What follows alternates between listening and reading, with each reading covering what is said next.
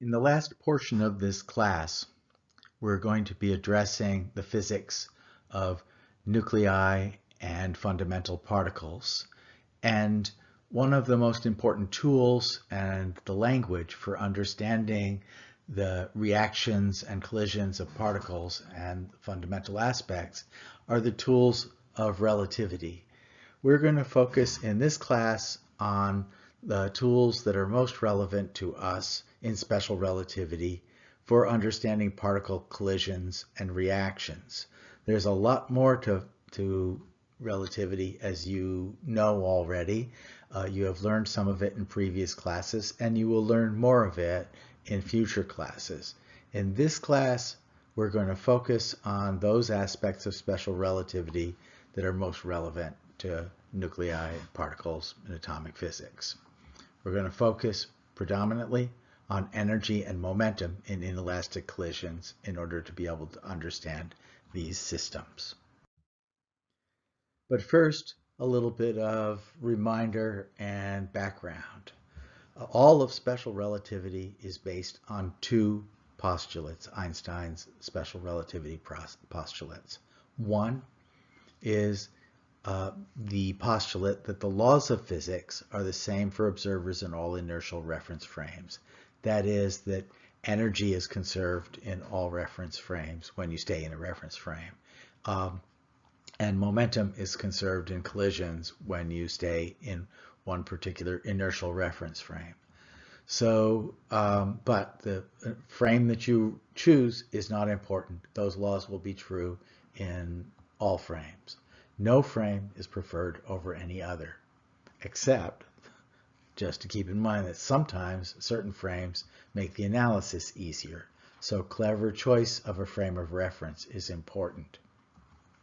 The second postulate is the speed of light postulate, and that states that the speed of light, in fact, what Einstein said was that the speed that information can be transmitted in vacuum has the same value we call c equals about 3 times 10 to the 8th meters per second in all directions and in all inertial reference frames. And these postulates need to lead to new relationships for time, for length. But as far as we are concerned in this class, we're going to focus after the introduction on mass, momentum, and energy. And I'll just remind you that at low relative speeds, much less than the speed of light, but which can be very high speeds as far as the world around us is concerned, the relativistic relationships do reduce to those relationships we know from classical mechanics. Our measurement of the time and distance between two events, two things that happen. The two events, by the way, could be the event of observing one end of a stick and the other end of a stick. But the time and distance between those two events does depend upon the reference frame in which you measure those two events. We designate a special frame for certain sets of measurements, and I'm reintroducing these just to remind you that you have to stop and think about what frame you are analyzing something in before you proceed to do the analysis. We define the proper frame for a set of measurements as, in the case if we want to measure the proper time between two events, you should choose an inertial frame in which the two events occur in the same spatial location. So the observer who moves with something that is happening such that the lighting of the fuse on a firecracker and the explosion of the firecracker occur in the same place with respect to them, then that observer is measuring what is called the proper time. That does not mean that it's the only correct time, but we define the proper time in this way. And if you want to measure the proper length of an object, then you choose a frame in which the object is not moving with respect to the observer or the measuring stick that's being used.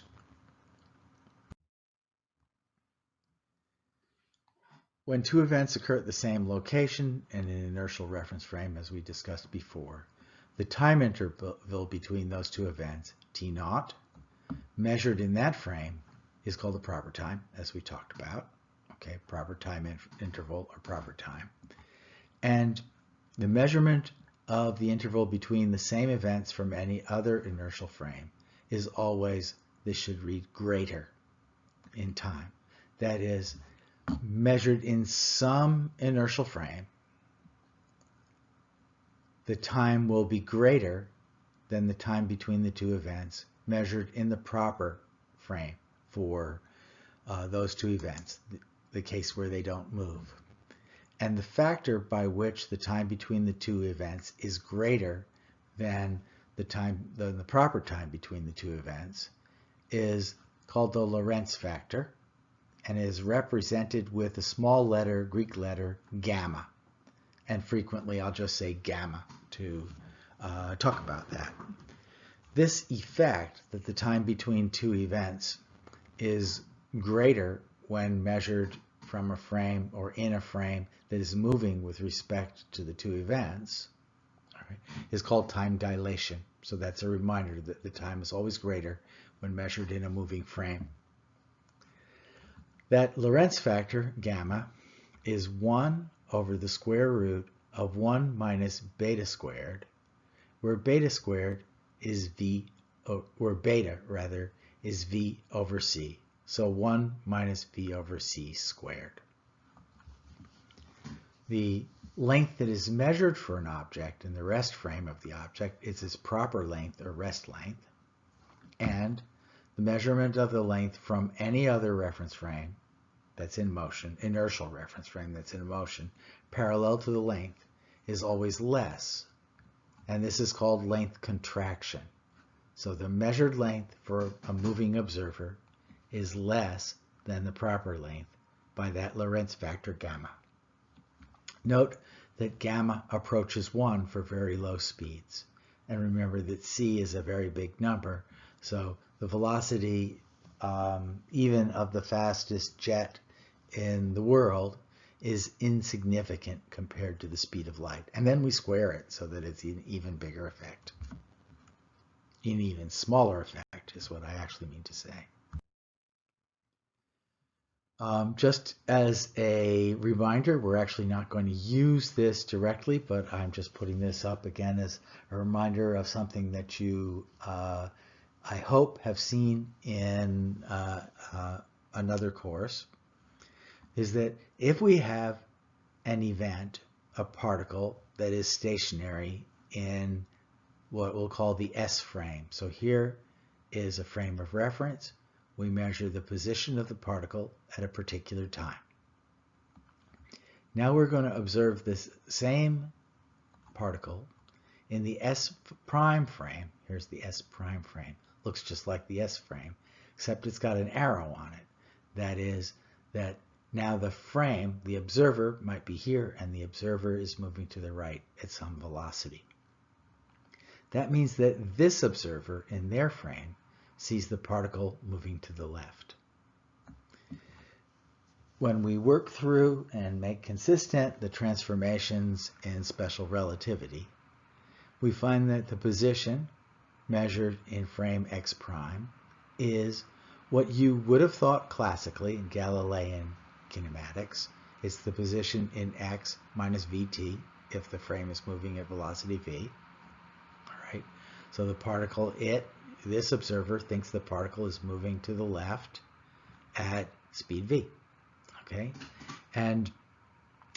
but then we work through and make everything consistent in special relativity. We need the Lorentz factor in order to complete that conversion. The position as measured on the axis, along the axis, movement does not occur along, remains the same, unchanged. So I could put z prime in there as well.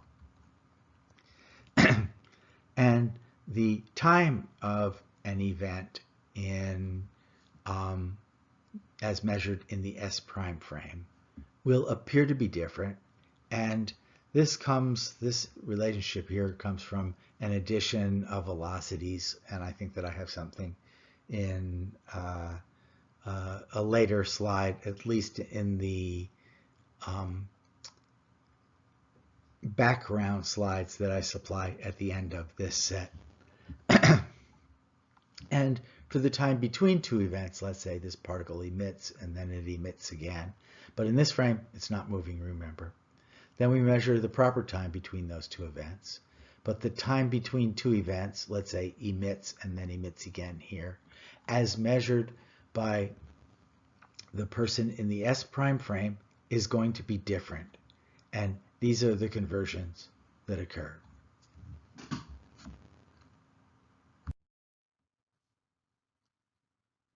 I mentioned that I do a little bit more with the transformation of velocities, and here it is. We'll consider a particle moving in frame S. So this one is moving in frame S with velocity u that equals dx dt, the position of the particle with respect to time.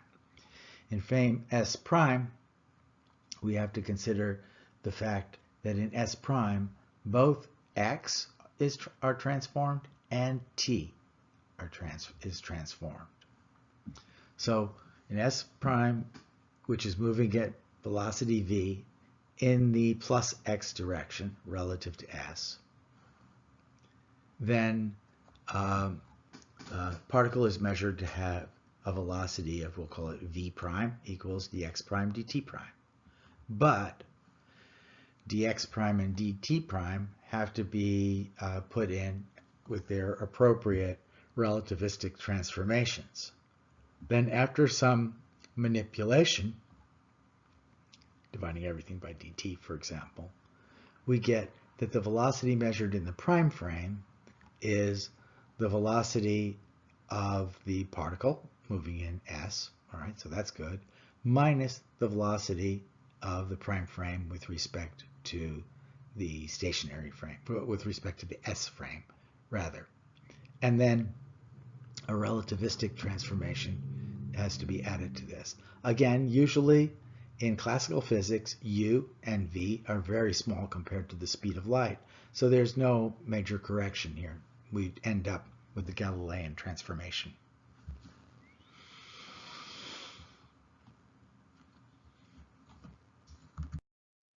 Given that something funny happens with the velocity, that is, that there's a relativistic correction that needs to be made to velocity, then it should come as no surprise that perhaps momentum needs to be corrected as well.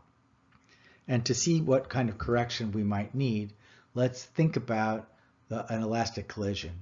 And first, we'll set this system up in what would be called a center of mass frame, in which the average position of the two particles remains fixed, and the two particles are colliding with one another, and they're moving at velocity v.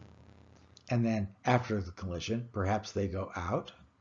But if I've got two equal particles here, then the momentum of those two particles adds up to 0.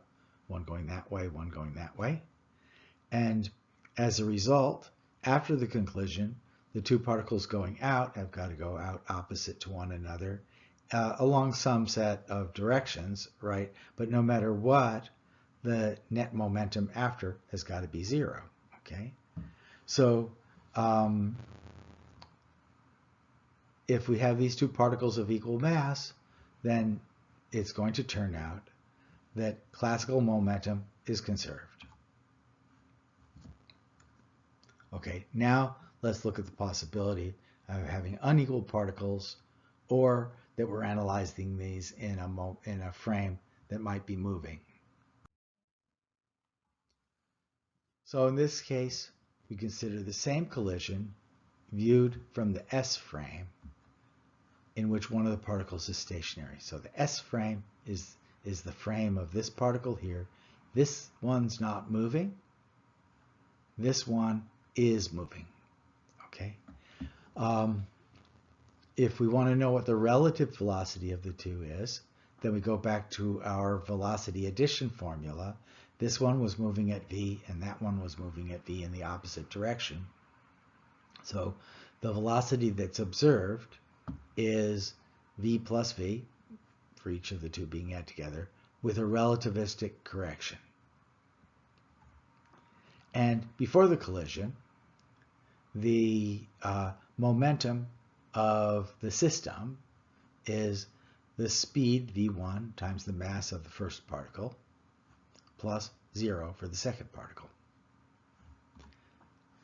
After the collision, both particles are going to be moving to the right here. We've got to conserve momentum, so both particles will move to the right. Okay. The momentum in the x direction for the system in which the particle is stationary has got to be 2 times the mass of the particle, of the initial particle, times the velocity. And the momentum in the y direction will add up to be 0. So the final momentum is going to be 2 mv. But now we look here. Our initial momentum was mv1, where v1 is 2 mv over 1 plus v squared over c squared. In this case here, the final momentum is 2 mv. And so that tells us that something's rotten here. We're going to have to do something in order to make these two momenta equal to one another. The fix to this, I'm just going to skip the top of this. The fix to this is if we define the momentum as gamma mv. So m is the invariant mass of a particle. I'll talk about invariance in a little bit, times the Lorentz factor, times the velocity for a particle. And in Cartesian component coordinate notation, we say p sub x is gamma m, velocity in the x direction. P sub y is gamma m, velocity in the y direction. But keep in mind that the gamma here, the Lorentz factor, depends upon the total velocity.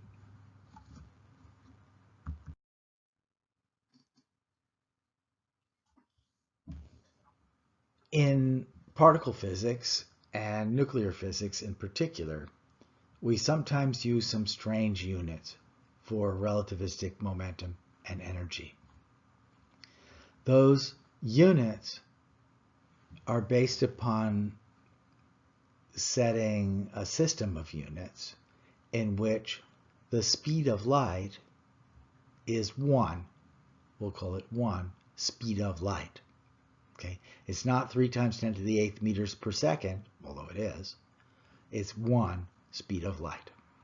And that the magnitude of the charge on the electron, which we'll write as Q sub E or E, is equal to 1 magnitude of the electron charge.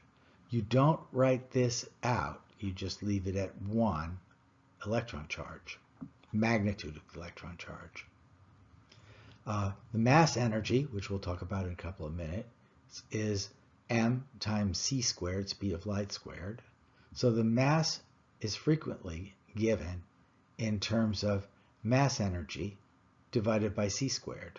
So we can frequently talk in terms of energy associated with math. We're going to take some time during class to actually go through a worksheet on the units of special relativity and particle physics. So I said energy was special, all right, and needs to be rethought. We identify an energy, mass energy, which is associated with the mass of a particle. And very frequently this is called the rest energy, because the energy of a particle, even when it's at rest, is the invariant mass times speed of light squared.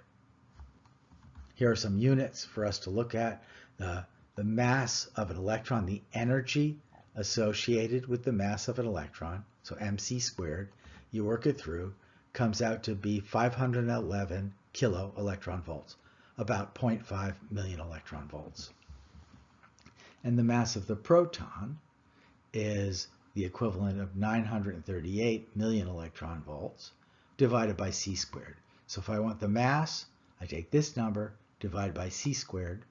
And if I want the energy associated with the mass, then I take mc squared. And for electrons, it's 511 keV. For protons, it's 938 million electron volts, MeV. The total energy of a particle now includes the rest energy and the kinetic energy. So the total energy is rest plus kinetic. And when we work through that, we find out that the total energy is equal to the Lorentz factor times the rest energy, mc squared. So mc squared plus k is equal to gamma.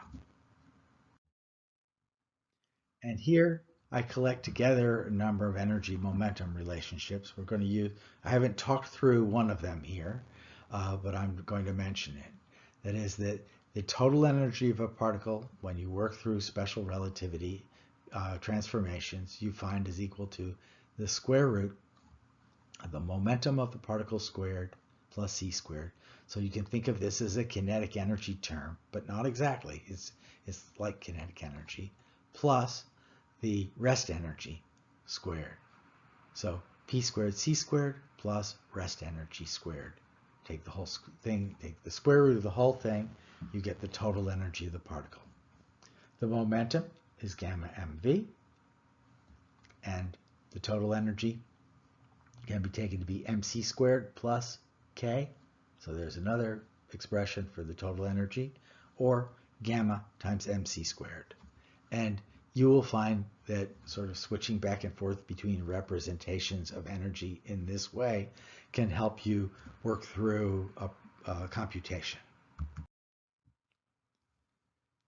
In this class, I'm going to introduce something that for most of you will be a new concept, and that is the concept of the 4 vector.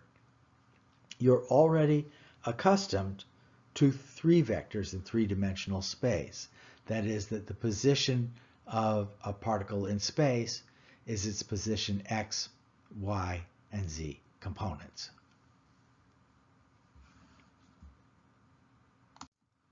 Now we introduce the 4 vector, which gives time an equal footing with the 3 spatial components.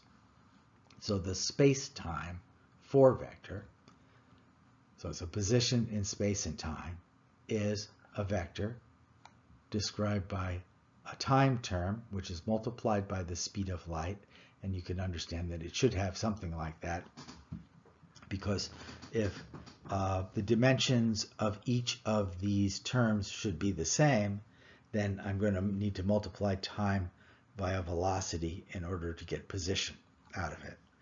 So Einstein took CT, and then one asks, what are the consequences of choosing the 4 vector in this way?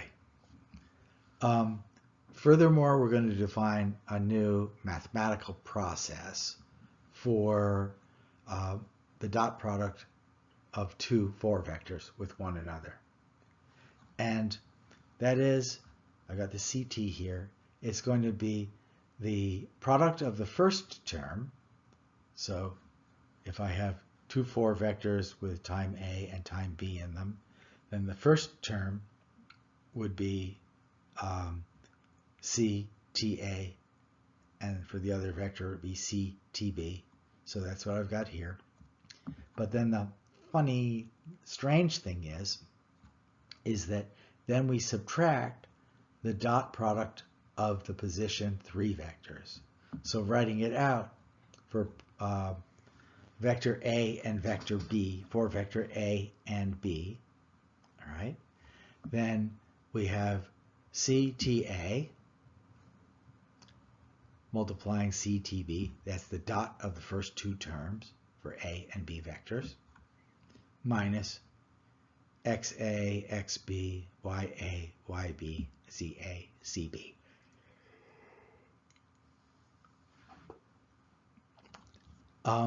And then we're going to define one more thing that we're going to make use of, is that the length of a 4-vector is the square root of that 4-vector dot product. By the way, throughout this segment, I'll try to use a capital letter for the 4 with a vector sign on it for the 4-vector, and I will use a lowercase letter to represent the 3-vector that is part of the 4-vector. One really cool thing about 4 vectors is that we can actually pretty easily show that if we decide to observe the time and position of an event with respect to the origin using the space-time 4-vector in one frame, right? Then if I observe the position and time in another frame where the two frames agree with one another, sit on top of one another at time equal to 0, if that, and then we measure the event at some later time, and because we're in a moving frame and position, that weird dot product here, square root length of the 4-vector, turns out to not change. So we can switch between frames, and this is something that does not, well, the 4-vector changes, but its dot product with itself does not change. And we call that dot product with itself square root, the length of the 4-vector. But 4 vectors don't just have to be space and time. They can be, and here's another one that's special to us, they can be a combination of energy and momentum of the particle. And the energy momentum 4-vector, which is written as a capital P with a vector sign on top, all right, is going to be defined as the total energy of the particle divided by the speed of light. And we have to have that in order to make this term of the same dimensions as the other terms. And then the 3-vector momentum. And now let's take a look at the square of the momentum 4-vector, energy momentum 4-vector. And we find that when we actually work that through, then the dot product of the 4-vector with itself is going to be, as we can see from here, the 3-vector dotted into itself minus e squared over c squared. Sometimes the minus sign goes over here, doesn't matter. And that's going to be equal to p squared, all right, the 3-vector momentum squared, c squared. I dropped a c squared here. Oh no, this is okay. This is fine. I take it back. P squared minus, now I'm going to make a substitution for the total energy squared. I know that that's equal to p squared c squared minus m squared c to the 4th. So I'll just make that substitution. And because I've got an over c squared there, I get c squared here.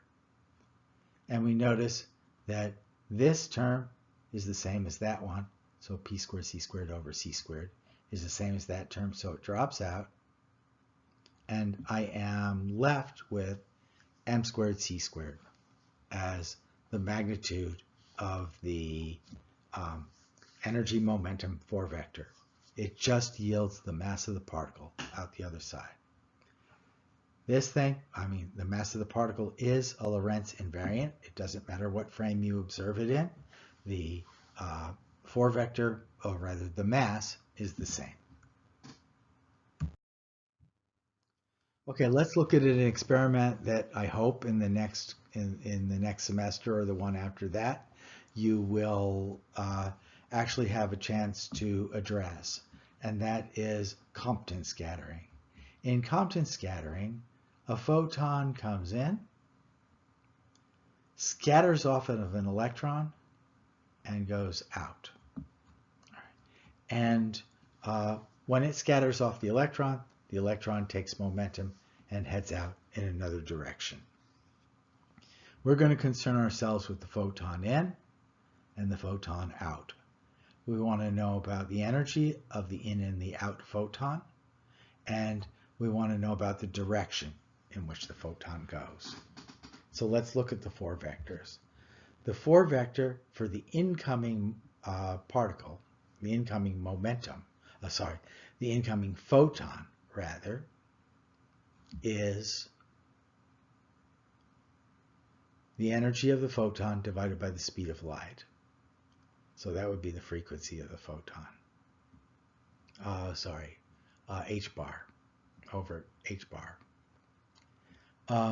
And the three vector momentum, right? And we do know what the momentum of a photon is. It is just E over C. All right, so I have my incoming particle. I have my outgoing particle. Here it is, outgoing photon. So the momentum of the outgoing photon is sometimes denoted as a letter gamma. Unfortunately, same as Lorentz factor, but we'll just put it as a sub thing to remind you it's a photon. Final, after the scattering, which we'll call E prime over C plus the final momentum of the particle, three vector momentum of the photon. And the electron initially is at rest, but it has a rest energy of mc squared. So that means that that term is m times c. And the target electron initially will take to be stationary, that the photon comes in, hits a stationary particle, and then goes out. And the outgoing electron has energy, total energy, and momentum. We don't know what all the relationships are yet. Okay. Here's something that we know. Because we're going to observe this all in one frame that doesn't move anywhere, right? We're just observing this, let's say, in the frame of the initially motionless electron in that frame. So our reference of our frame is right there. Okay. Then the initial momentum, total initial momentum, has got to equal the outgoing momentum. And that means that each term in the energy momentum 4 vector must be equal, right? So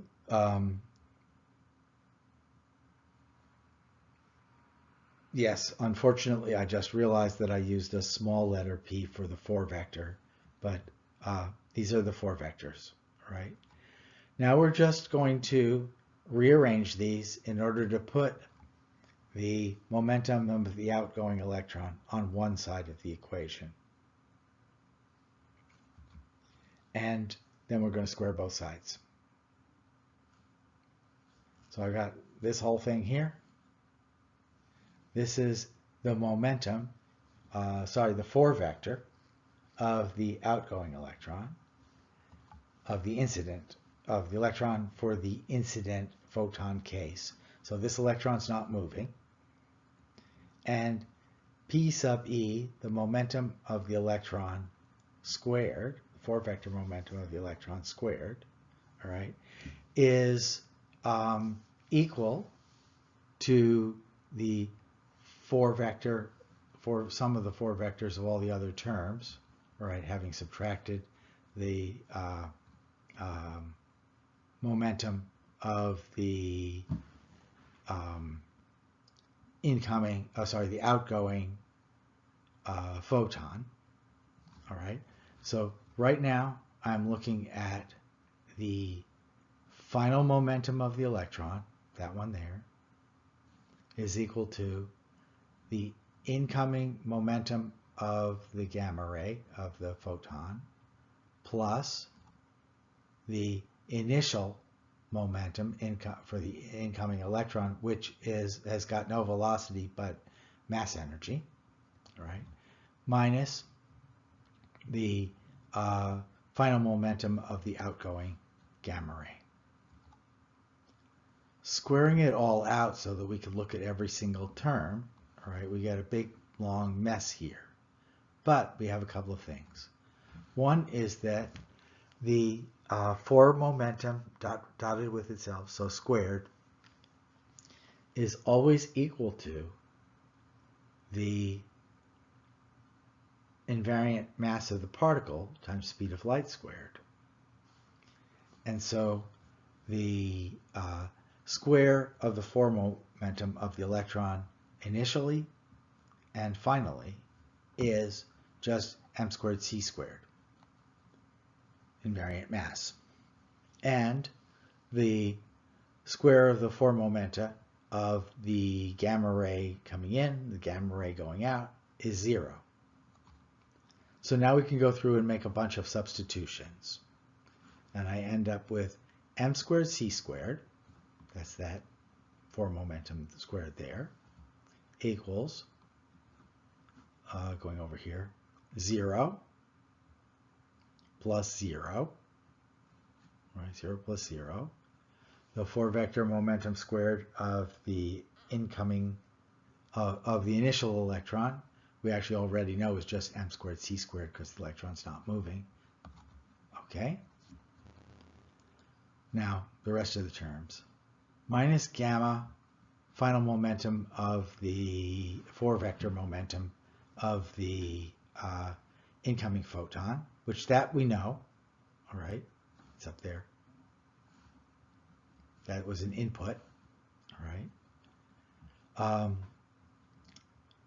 Dotted into the 4-vector momentum of the final photon, plus, going back up here, 2me, having made the substitution, minus 2 mass of the electron, E prime.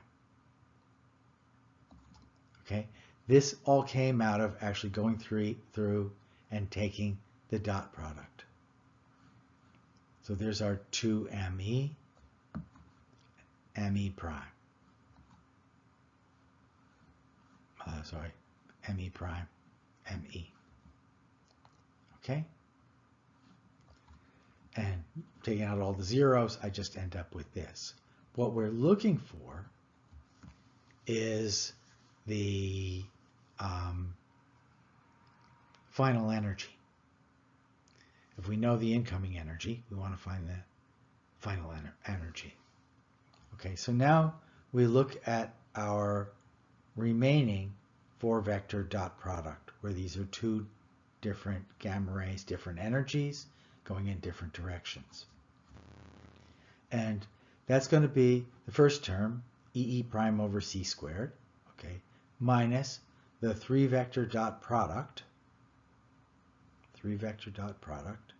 for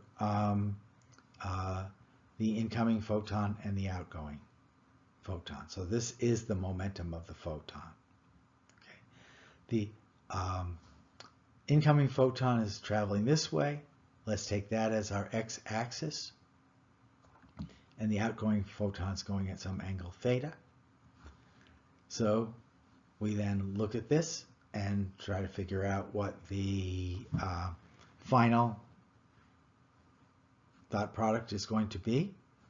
And we get E prime times 1 minus cos theta over c squared.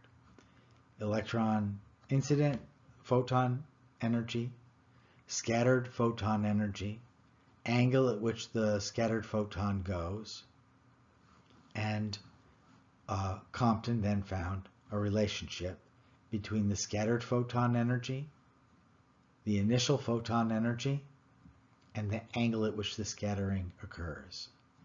So, in fact, a photon into an electron this way can scatter out potentially in any direction. And there's a specific cross-section for this scattering that depends upon angle. But since we made theta one of the measures here, then we say, okay, If it goes out at an angle theta, then the outgoing energy is going to be E prime. You will verify that relationship experimentally in experimental physics for many of you.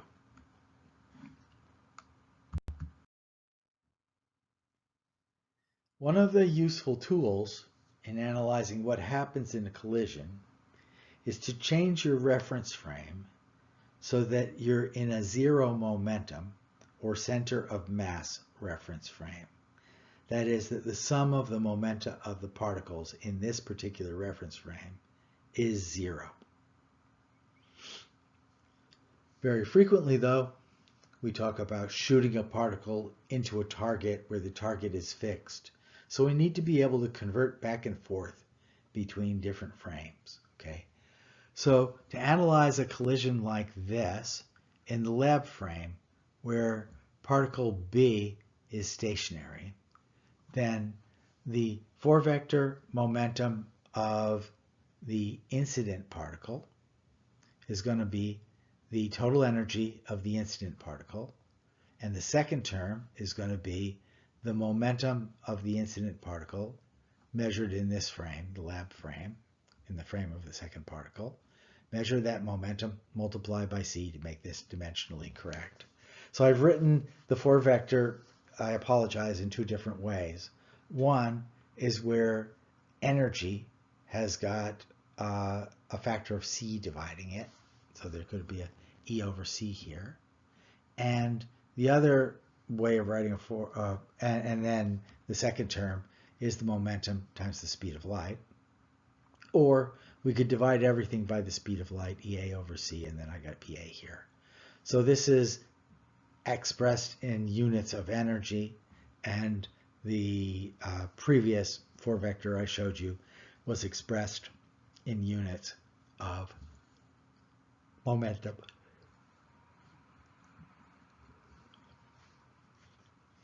In the center of mass frame, the total momentum is zero.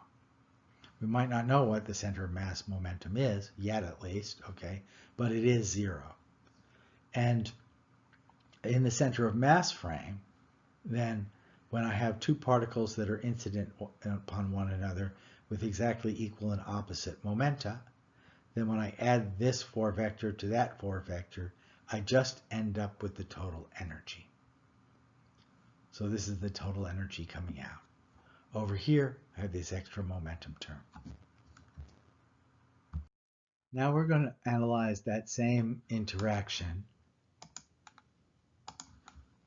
in the center of mass frame. So before, I had a particle incident upon another particle that was stationary. Now I have a particle that is incident upon another particle where both of them are moving. In the center of mass, both particles move. But the nice thing about the center of mass is that the total momentum of the two particles is zero. So let's call this frame S and this frame S prime. And now let's look at the 4-vector length in S and S prime.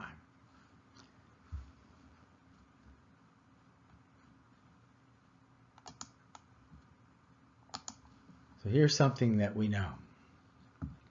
For the outgoing case, all right, that is after the scattering event, the total energy of the final system in the center of mass has got to be equal to the total energy of each of the particles, where the each of the particles also now carries with it center of mass momentum, right, with respect to the center of mass. So total energy of particle A outgoing, right, is going to be equal to the center of mass momentum times c squared plus mass energy of particle A. And for particle B, center of mass momentum squared, the momentum, not the momentum of the center of mass. Momentum of the center of mass is 0. This is the momentum of particle B in the center of mass frame squared plus mass energy of particle B squared. Now, since the 4-vector length is invariant, we also know the length of the 4-vector in the center of mass frame, because there's no momentum for the individual part, there's no total momentum to the system. So this is the 4-vector for the entire set of 2 particles in the center of mass frame. And the length is going to be the square root of this, but we're interested in the magnitude of the length, so we'll leave everything squared out. All right. So in the center of mass frame, my 4-vector is just EA plus EB, then I square it. In the lab frame, that 4-vector length is EA plus MBC squared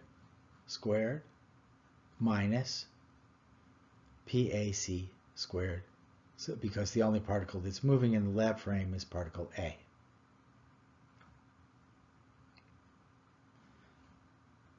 This is our 4-vector length for particle A and B together. Okay. And writing that out, squaring things out and expanding it, then I end up with this.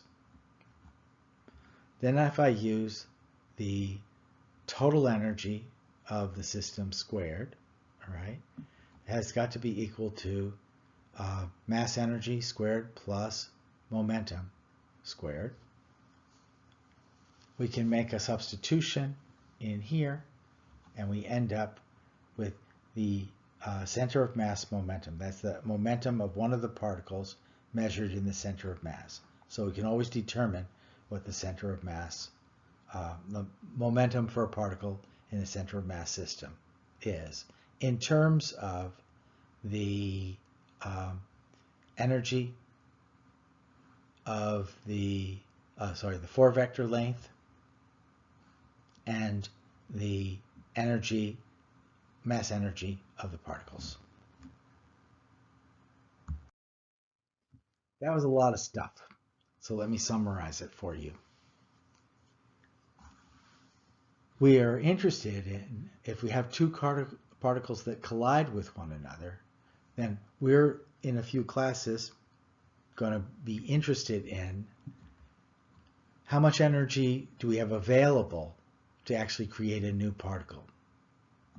And it's not just the energy of the first particle plus the energy of the second particle. One thing that we've got to keep in mind is that in the lab frame, when this particle hits and let's say merges with that particle, then the 2 of them go out at some new velocity, right? And they go out with a new energy, and maybe we create a new particle, and there's going to be some difficulty in figuring out what's going on. So let's put all that together here. If I have a target particle of mass capital M, a bombarding particle of mass small m. This could still be more massive than that one, but we're going to use a lowercase m. And the bombarding particle has got total energy E. Because we know the velocity of the bombarding particle, we can calculate it. Then the total energy that's available in the center of mass system, that is how much total energy is there, okay, is going to be equal to 2 times the mass of the target particle, c squared, total energy of the incident particle, plus mass of the target particle squared, plus mass energy of the incident particle squared. That's the total energy.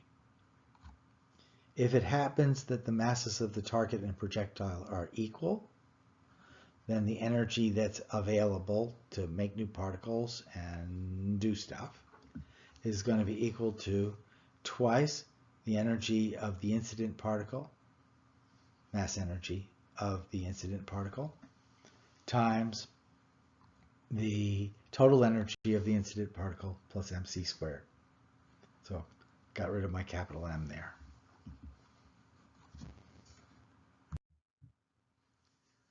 So now we have a number of tools for analyzing collisions and reactions.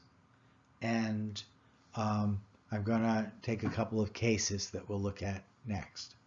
One of the tools, though I'll just to recap, is the invariance of the 4-vector dot product when the frame of reference is changed. So we can observe a particle or two particles moving in some frame, and then we could say, oh wait, it might be easier to analyze in this other inertial frame, maybe moving with one of the particles, or maybe center of mass. And when we square the vector dot, the vector, 4-vector, then the 4-vector dot product is the same, independent of reference frame. Furthermore, the 4-vector dot product for a particular particle in the system, no matter what frame we're measuring it in, is m squared c squared. So associated with the mass energy, called the invariant mass.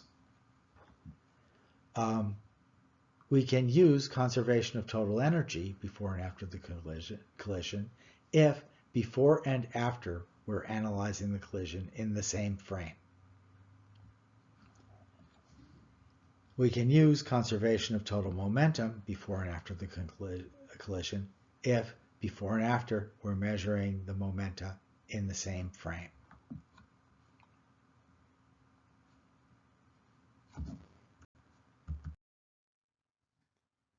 So a couple of final notes before we do some examples. In space-time scaling, that is, the distance between two events or the time between two events, is not intuitive. It does not correspond to your experience in the world around you. You have to be thoughtful about what frame of reference you're using when you make the measurement. Is the observer moving with respect to the two events, which is the particle at one place and the particle in another, or is the particle stationary with respect to the observer? And you can switch between reference frames as long as you're careful about understanding what changes from frame to frame and what remains the same.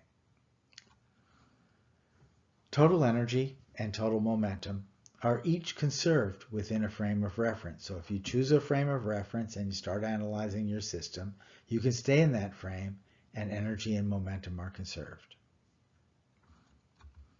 But do be careful if we give you some information in one frame and other information in another frame. And you can use Lorentz invariant measures, squaring 4 vectors, to switch information from one frame to another. So conservation rules apply within a frame. Lorentz invariant doesn't care what frame you're making your measurement in.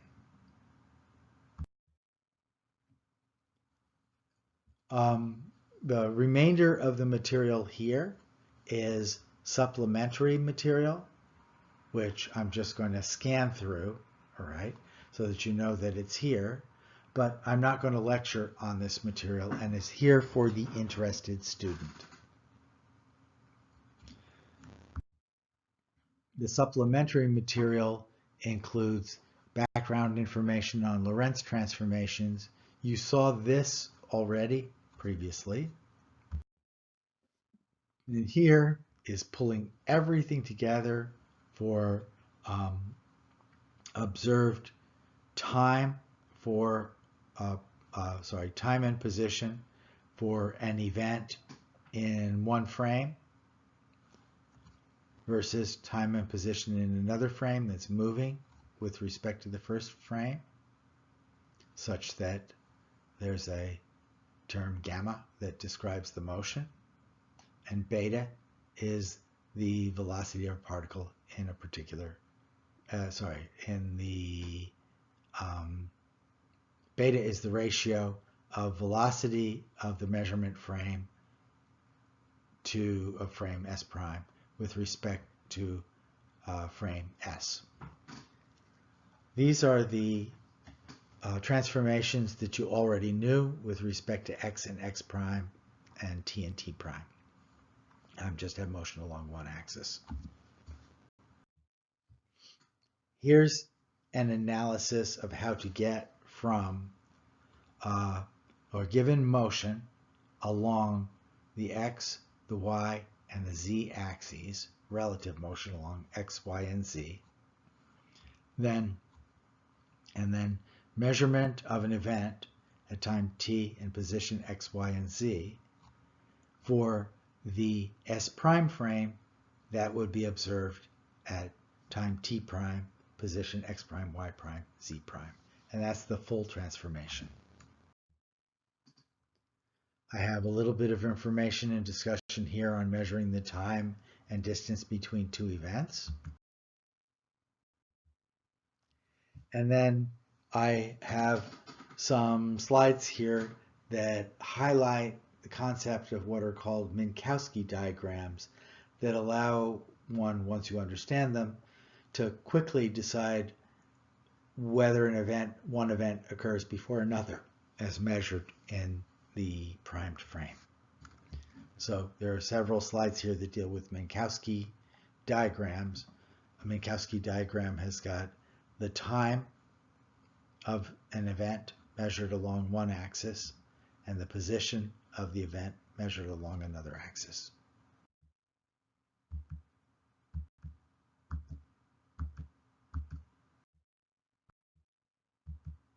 Minkowski diagrams and how to convert them. If there's interest, students ask for it, I'll record this portion of the lecture, but again, I'm not responsible for it.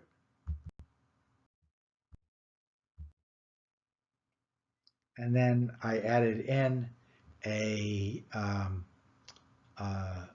derivation of the Lorentz equations related to the derivation that Lorentz did, where he was trying to make the wave equation be frame independent. So he was asking, how do I transform space and time in order to make the wave equation the same, independent of the frame? And that's where he left it. He didn't actually conclude that time had to change. He just said, here are the equations that work. Those are the equations that Einstein ended up using for special relativity.